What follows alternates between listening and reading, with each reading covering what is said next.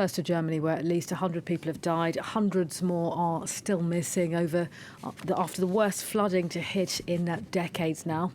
Well, the flooding began after record rainfall hit Western Europe, causing rivers to burst their banks and wreaking havoc on the region. Well, Belgian authorities say the flooding there has claimed at least 20 lives. Prime Minister Alexander de Croo has declared July the 20th a national day of mourning. Here he is speaking a short time ago.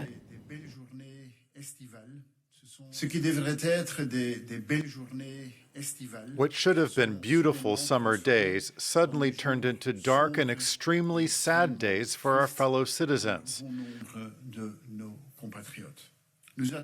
We're still awaiting the final figures, but it appears that these floods are the most catastrophic ever experienced by our country. These are completely exceptional circumstances, unprecedented in our country. Well, for more on this story, we can actually cross live to Brussels, where France 24's Dave Keating is standing by for us. Dave, a day of national mourning then declared, the Prime Minister saying so there. I mean, the country must be in shock. These floods are extremely devastating.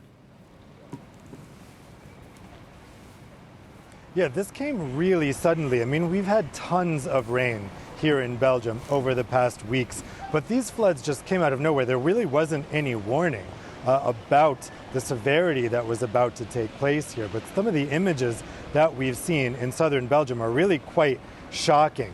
And now Prime Minister de Croo there, declaring that day of mourning, talked about not just the loss of lives, but also the loss of livelihoods. 20 people have been confirmed dead from these floods here in Belgium. Of course, we know that's in addition to all of the deaths that have taken place in neighboring Germany, in the Netherlands. And so really people are just digesting what's happened here.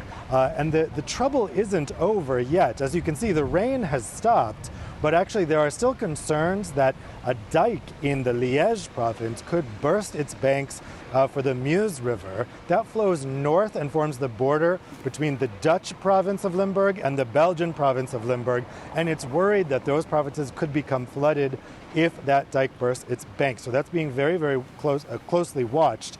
And then we're just trying to assess the damage. There's still helicopters flying over areas trying to find people who are trapped. There are still 19 people missing after these floods, and right now they're just trying to search for them. It is a somber mood here. That day of mourning on Tuesday comes just one day before Belgian National Day, which is on Wednesday, which Prime Minister de Croo said will be a somber and more restrained day of celebration this year. So, Dave, in terms of the focus for authorities at the moment, is it very much on still trying to locate those that are missing? What is being put into place? Of course, so much to be done because these floods really did take the country by surprise.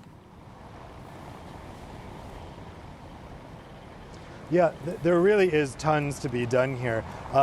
Just sorting out people's lost property. I know the insurance companies have been very, very busy because so many homes, even if people didn't suffer catastrophic damage, this is really disruptive. When a flood fills your whole home with water, it can destroy things that have sentimental value that can't be replaced with money. And then, of course, there's all the infrastructure damage. Belgian Rail, SNCB, actually stopped service to many, many different train stations in Wallonia and the French-speaking part of the country, particularly Liège. Grumman Station was completely shut down. That's one of the largest train stations in the country. So they're trying to get train service back up and running. Here in Brussels, even though we didn't suffer any really bad flooding, the train service has still been majorly disrupted because of the knock-on effect from the rest of the country. So it's going to be a question of getting those trains back online, getting the roads unblocked, getting the homes drained of water, and then assessing the damage and starting to rebuild.